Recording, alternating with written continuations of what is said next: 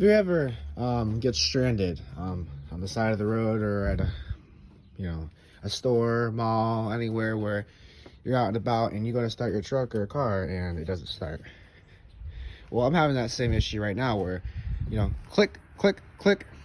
Well, if you want to know a way to get your car started that actually works, the starter solenoid or the starter relay, there's points. And on the 87th point on this one, which I wired it to, you want to wire it there. You want to make sure you have a thick enough wire. I have alligator clips, it works, but you can also use any wire. So, out of curiosity, I want to see, would that work? Forcing power to the relay. Put the key in the on position, and all you have to do is take this, tap it to the positive, and that's it.